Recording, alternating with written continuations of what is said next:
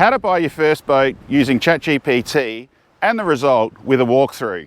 That's what this next episode of Matt's Fishing Escapes is all about.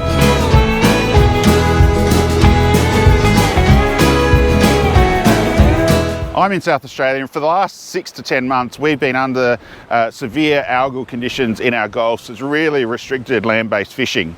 As you know, I love my land-based fishing if you've watched my channel, and you can go back and have a look at all my previous videos.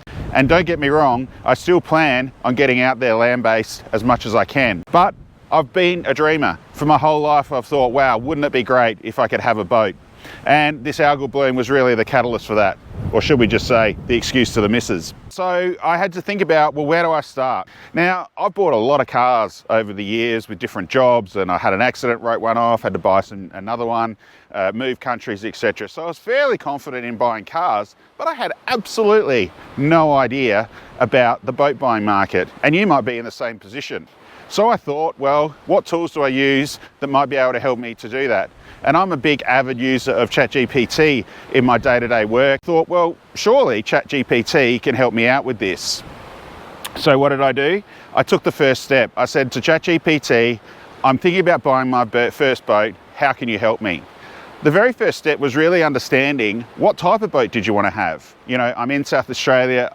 There's a lot of inshore fishing for whiting, for salmon, for snook, kingfish, as well as flathead and squid, etc. And one of my most cherished memories fishing in South Australia is getting out with Dan Gilbertson from GT Fishing Charters out at Coffin Bay and chasing tuna and nannygai and those deep sea species, catching some monster Samson fish and really getting a little bit offshore. So the first thing I had to decide with ChatGPT is what sort of boat did I actually want to have. Now, I'd been watching people like Adrift Fishing and Mel Spikes from Spikes Fishing, really fishing those open style boats inshore, a little bit of offshore, but I just, I've got a family and things like that. So through the conversations that I had with ChatGPT, we really realized that we were probably heading to the more traditional style fishing boat. The next question on top of that was, well, did you want to go aluminium or did you want to go fiberglass? Now, as you can probably see, I'm a bit of a big bloke. So I also film YouTube videos. So I really took some advice from some people I respect, and they both sort of said, fiberglass is probably really the way to go. It's also really quiet for filming, and you're just going to be probably, and I'm sure this will be a bit controversial, probably a little bit safer on a fiberglass boat. So there we had it. ChatGPT had really stepped me through, what sort of boat that I wanted, what sort of material I wanted my boat made out of. And then we also discussed, what the length of the boat, where did we want to be? Now, if we want to take my boat out offshore, you really wanted to go something over 5 meters. So that really sort of put us in a range. So we're looking at a fiberglass boat and we're looking sort of 5 to 6 meter range. Obviously, the next question is, what's the budget? How much will Catherine allow me to spend? So we had a look at it. We jumped online. We had a look at some loan calculators. What would the repayments be? Because unfortunately I didn't have the cash just to pay up front.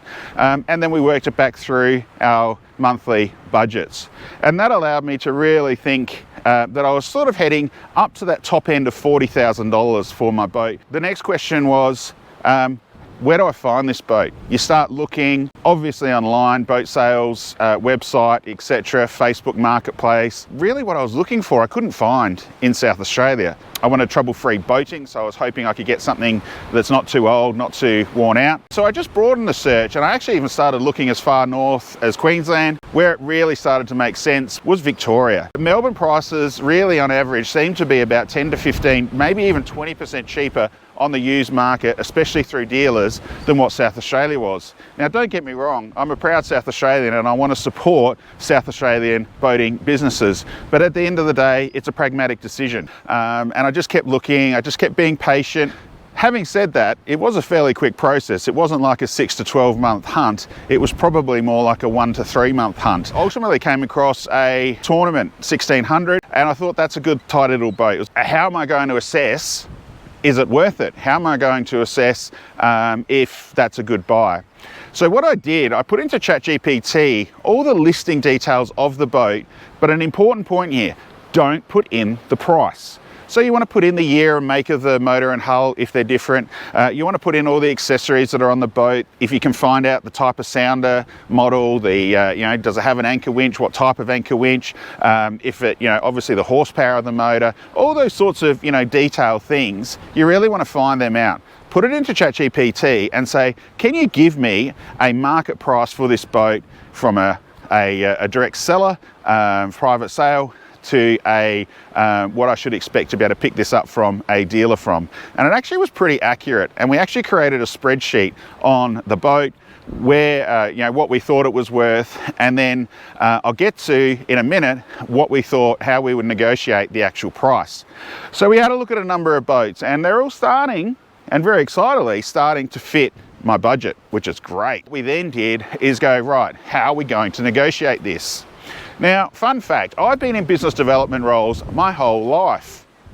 And while I said earlier I bought a lot of cars, it's not very often that I do actually negotiate on the other side of the fence as the buyer. Through my life, I've read a lot of books around sales and negotiation, and one that really stood out to me is a book called Never Split the Difference. We all know the story. Oh, somebody wants $1,000 for something, but you want to pay $500, so you split the difference and you call it $750, and everybody walks away happy as Larry. Well, the guy that wrote Never Split the Difference, he was a FBI hostage negotiator. Now, he can't split the difference. If he's got 10 hostages being held by a terrorist organisation, he wants to get all 10 out, they only want to release 5, he can't just say, oh, we'll release 7 or 8, kill the others, and, we'll call it a good deal. So what's the best way to approach it? Well, I asked ChatGPT. And you can actually instruct ChatGPT to use certain strategies and tactics to be able to achieve the results you want, whatever you're using it for. And in this case, I said, okay, so I've got these 3 boats in mind that I'm really looking at buying. And I'll tell you, there was 3 boats. There was the boat behind me that I ended up with. There was the Tournament 1600, and then there was also a Revival 530 offshore that I was really keen on. And they had varying, pros and cons, but I said to ChatGPT, okay, I'm going to approach the buyer, and in the book Never Split the Difference, he talks about anchoring your price. And that's really not about lowballing, but putting a price forward, and it might seem to be a lowball, but using empathy and justifying it for the reasons you're giving it. And I thought that was a really fair thing to do. So I put forward some offers on email to the buyers. You could certainly take the coaching and do it over the phone, but it's probably a little bit safer to do it on email because you've got the time to go back and forth and respond. And I basically put the 3 offers to the buyers. Now, one boat, the Tournament, was listed at $38,000, and I ended up, offering low 30s for it. And the guy wasn't too keen, but he eventually said, look, I will offer $1,000 more, which was within my target range at ChatGPT. It wasn't about splitting the difference, it was right down that bottom end. Now, I will apologise to Steve because I did sort of lead him on a little bit because I really was interested probably more in the boat behind me and the 530, but I wanted to have a backup option. He's since sold the boat, so I'm happy to see that. The Revival, we were really struggling to get to a price. I really felt that if I'm going to go for that boat, I had to stick to the pricing and the agreement, the pricing and the agreed sort of price band that I was working with. Otherwise, what's the point? You just start buying on emotion, and that's where things get out of hand. I then had to go, well, I'm in Adelaide, well, I'm in South Australia. These boats are over in Victoria, in Melbourne and surrounds. How am I going to get it inspected? Well, I'd rang around a few different places, and eventually I got introduced to this amazing guy called Al from AJL Marine. Now, Al is an absolute legend of a bloke. I couldn't have found a nicer person throughout this whole process, and he's really well known in Melbourne for really being thorough with his boat inspections, and I could rely on what he turned up about the boat.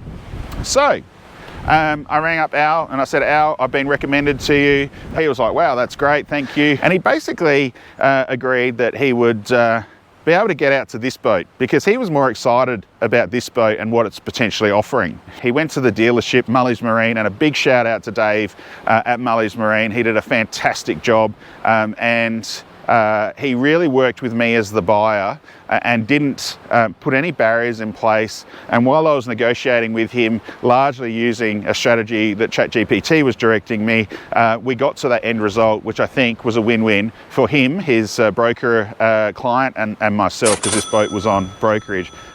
So from there, Al said, look, and by the way, I may inspect a boat, and I'm not going to charge you the full inspection fee if after 10 minutes being on site, I can see some, red lines and do not go any further sort of signs with the hull or the motor. If he thought that it was a non-starter, he'd ring me up and say, Matt, I'm going to quietly back away from this one. It's a non-starter. So that was really good. And he got out to AJL Marine, had a look at this boat, and he rang me up pretty quickly. He rang me up literally straight after walking off the yard. And he said to me, Matt, this boat is a no-brainer. He said, there are minor, absolutely minor cosmetic issues with this boat, which you'd expect for the boat of its age, and we'll go into it down the track and we'll do a walkthrough for you. But he said, you'll absolutely love this boat. You're not going to buy a better boat. I'm not even going to recommend that I go out and I inspect the tournament. And he said, look, you're going to have to do it.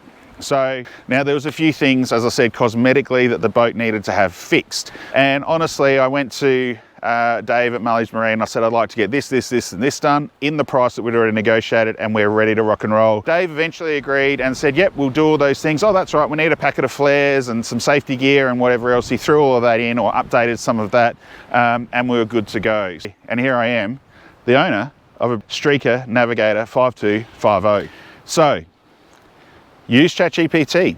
It's a great opportunity. It's got all the information on the internet that's ever been produced. So it knows what boats are sold for. It knows historically what prices have been sold for. It understands the business model of boat dealers and what their margins they're working with. There's no point going in asking for a 30% discount on a boat when they're only working on, say, a 10 to 15% margin, maybe 20% on a used boat. So have a think about what you can sort of push the envelope to and use ChatGPT as a guide for that. It's really quite an amazing experience. Let's get in and have a look. So this is my Streaker Navigator 5250. So as the name suggests, it's a 5.25 metre half cabin, and it's a fiberglass hull, as we discussed. It's a 2015 model, so it's 10 years old. I guess in the comments below, what do you think the motor and the hours on a 10-year-old boat should be? Well, I'd probably think it's going to be close to 300 to 500, maybe 600 hours. Luckily enough, and one of the things that really attracted me to this boat is that the Yamaha on the back only had 8 hours on it. Now, some people might think that that's a little bit of a red flag. Ooh, 8 hours on a 10-year-old boat, that's a bit risky. And that's where I was able to get Al from AJL Marine to really be able to give me confidence in the motor. When he inspected the motor, he told me that he reckons the boat had actually only been off the trailer for probably 1 or 2 trips, and that in most cases he thought it had been freshwater for skiing rather than out in saltwater for fishing. He had no hesitation whatsoever recommending the boat to me. So the boat came with pretty much almost everything you see in the shop behind me. It came with the, comes standard with navigation lights, the bimini, the rocket launchers, the bait board, also a ski pole attachment. It came on a easy tow trailer. Now these trailers were specifically developed by Streaker boats with easy tow as a drive-on trailer. It also had the boat catch, which is something I really wanted to have, the opportunity to solo launch and retrieve the boat. It already had the electric anchor winch, which is great because I'm too fat and too old to be pulling anchors manually. So that was a tick on the must-haves. On the back of the boat, we had the landing or the step-on platforms both sides. It's also got a stainless steel ladder for getting up onto the deck. And as I said, came with the Yamaha 100 horsepower 4-stroke. Then we start, I guess, to look inside of the boat, and what did we find there? So from an inside of the boat perspective, it's got these great two little seats at the back, which are good for, you know, if you're taking a few people out, you've got actually the 4 seats. But most importantly for me, and having looked at a number of different boat models, was the actual space, the fishing space that you've got in this boat. I find that even some of the more expensive boats do tend to sacrifice some of this space for the cabin up front, but I really thought that this was going to be a perfect sized boat comfortably for 2, 3 and possibly even 4 people. So it's got some great space, and it's fully carpeted and lined in the gunnels with rod holders in the gunnels. I also like the headroom on the bimini. We got some really good headroom. I'm just over, well, just on 6 foot, 183 centimeters, and I can walk through there without having to feel like I've got to duck every time. Had all the lights that we needed. It's got a little LED light up here, the side cabin lights. It's got under gunnel lighting as well. The other thing that AJL Marine had done, they just put a brand new marine battery in it, so that's a big cost saving. Now I do plan to upgrade that, and I plan to put a dual battery system in with some lithium iTech World batteries. And if you're not a fan of the channel and don't already know, I actually have a discount code with iTech World, which is Matt's Fishing, and you can get additional 5% off any of the prices, including sale prices when they have sales at iTech World. They've got a huge growing range of products which I've used and always been really happy with. I'll talk about some of the additional stuff that we've added to the boat since, which were on my wish list, but let's talk about what I got with the boat. Under deck fuel tank. Now, one thing I do have to check is what the actual capacity of the fuel tank is. However, having said that, I think it's about 75. If you know exactly what the Streaker 5250 fuel tank is, please put it in the comments below, because it'd be a great help. So just moving further up into the cabin, firstly, we've got these, you know, really quite comfortable, but not overbearing seats. I've certainly seen a lot of seats in boats where, you know, they've got the bolster and all of this in there. I just think the seats are just too big for the boat. Under the seats, they're pedestal storage boxes, which I think is, again, really great. I think a straight pedestal is just a waste of, you know, space. So on the left, we've got a little 5-tray tackle box, and on the right, that's just open and I put anything that you want in there. For me, that's where I'm thinking about putting my second lithium battery. Moving forward, we do have a pretty packed dash, to be honest, and certainly now once I start talking about the extras that we've added on. It came with the Lowrance HDS7 sounder, which I'm really starting to learn. It also came with the full Yamaha gauges with the tacho and the speedometer, etc. GME marine radio, and obviously we've got the stress-free anchor winch controls, as well as the you know, various stern lights, bilge pump, all those sorts of accessories. Under my feet is a kill tank. So, you know, it wasn't a must-have, but it certainly was an accessory that I thought would be quite useful. So there's a kill tank in there with obviously a drain. Moving right up to the front, we do have a small glove box, a couple of drink holders on the passenger side, and then in the half cabin, we've got some cushions on the seats, and under those there's a little bit of storage, as well as side shelves on both sides where we keep, you know, the life jackets and so forth. Now, this is a walkthrough. One of the things that's really useful is that you can open the windscreen, open that right up there. Underneath here is a little catch, so we can open that up, walk all the way through. It's also possibly a good spot to do a bit of fishing, especially if it's a bit rougher weather, you're a bit locked in. And then you've got access to the anchor winch. And that just locks back in there like that, and you're good to go. One thing that I haven't used yet that the boat did come with was clears. It's got the pin studs around the top of the windscreen, and you've got the zips up here that you can attach the clears to. So I guess I'm probably more using those when I do eventually take this puppy offshore. The boat also came with a Fusion radio, Now the first, when I got it, the Fusion Radio head or the fascia was quite cracked and UV damaged, and we'll talk about that a little bit further in the video. Also came with a little USB outlet, which is fantastic. The Yamaha gearbox is really well placed, I guess, for me, and it's really quite comfortable to use while I'm driving. We've got internally set handrails, which are really useful, especially with Matilda on board. She's got somewhere to grab onto. We sort of made the rule that 3 points of contact whenever we're moving in the boat. So I think I've covered everything that was sort of on the boat, in the boat when we bought it. Now let's move into, and why this video is, I guess, taken a little bit longer than expected, what I've actually added to it and what was on my wish list. So as I said earlier, there are a few things on my wish list when I was getting the boat.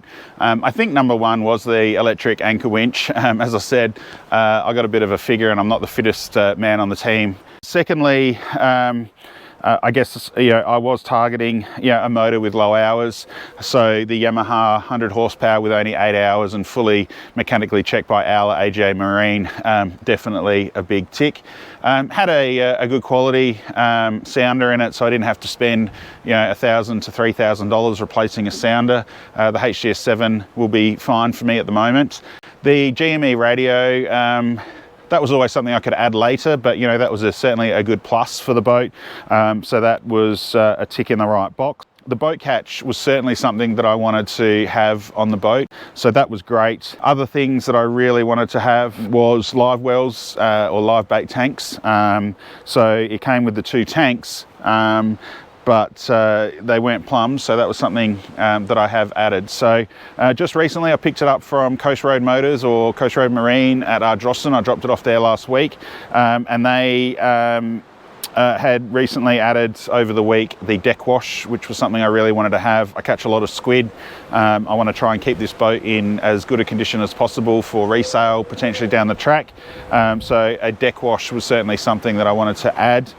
So they added the deck wash, and they also plumbed both of the live bait tanks that can be run independently or together. But that'll be great when I'm going to go out and chase some kingfish, etc., with some live baits, potentially down the track. If our government ever recovers the fishery that they destroyed, we'll be able to go do snapper and stuff like that with some live baits, etc. From that, so that was really the big things that we've added to the boat. Other than that, it's been largely a couple of cosmetic things. So the 5-drawer tackle box in the driver's seat was fairly UV damaged, so I replaced that as something that I did. I've also added the EPIRB. I'm not planning on going offshore, maybe even this season, but I will eventually, until I get used to the boat and have confidence in my own ability to handle it. And just at the back of the trailer, we replaced the old ratchet tie downs with these buckles from, I think they're the Seaway ones, and they're really super simple to use. You just push this red button and it loosens off. You pull the strap out and pull the clip off, and then you pull that again when you pull it out, and then you just push the button, automatically tensions it, and then you just give it a few clicks and you're done, making again that self-launching just that much quicker. And really then the only other things that we've added along the way are a few just bits and bobs and pieces, and nothing specifically to do with the boat, more due to just stuff that we bought for fishing. Now that we're fishing, going to be doing some fishing out of a boat rather than purely land-based. So that's having been out on the boat now, I'm really comfortable with the boat. I love the way it handles. Unfortunately, the reason I'm filming this here and not down at a boat ramp is it's blowing a gale today, so we won't get out on the water. But I really like how it's been set up. Paul and Lee Savage have clearly got the fishermen in mind when they built their boats back in the day. And this boat, 10 years on, will certainly go for another good few decades, I'm sure, without any issues whatsoever. Touch some wood, but I think it'll be nothing to do with them as boat builders. It'll be more just used to general wear and tear and needing to keep things up to date. So with ChatGPT, it just makes it easy to be able to put all that information together and have it there, and to be able to really make an informed decision. Then when you actually understand the boat you want, you can then go out and start negotiating and use ChatGPT and that never split the difference strategy or tactic to negotiate the price. So I hope you're looking forward to our first video on the boat, and in the meantime you can watch this video here.